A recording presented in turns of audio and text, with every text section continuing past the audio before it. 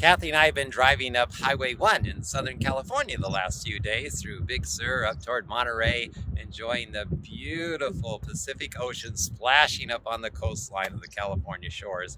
It truly is a beautiful sight to behold. And here I stand on the sand dunes in Marina, which is just a little outside of Monterey, and this is the Pacific Ocean behind me here.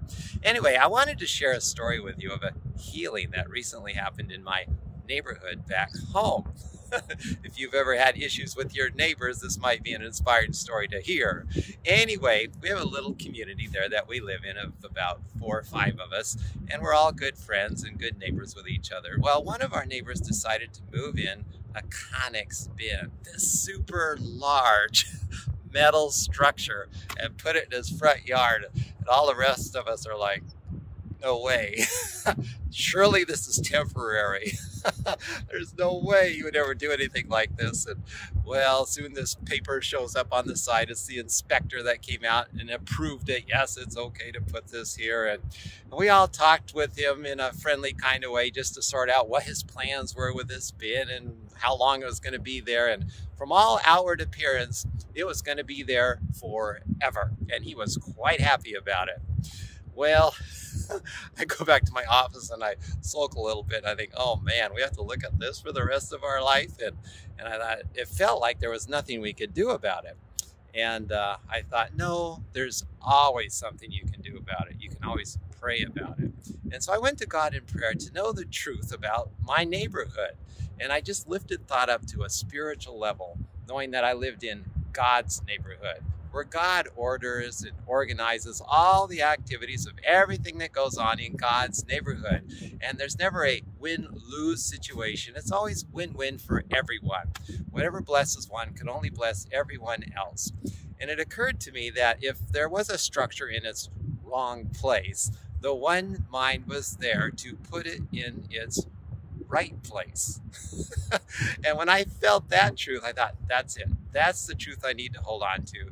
The divine mind puts every right idea in its right place. And I need to be patient and just trust that truth to be at work in my neighborhood. So I let go of my tension, my anger, and my self-will about it, and basically ignored the Conex. Every time I drove by it, which was a few times a day, I just pretended like it wasn't there and knew that I lived in God's neighborhood and it was filled with beauty everywhere. Everything just reflects the beauty and order and harmony and peace of God. Well, a few weeks go by and I'm sitting in my office there at home, and this big, large semi-truck drives into the yard, and then there's this big forklift that shows up, and I think, wow, what's going on out there? And it occurred to me, oh, well, maybe divine mind is here putting this Conex in its right place. And sure enough, over the next few hours, these workmen show up and they move this Conex back behind this big shed that our neighbor owns and is practically hidden from view. It's where it should have been in the first place, all the rest of us thought.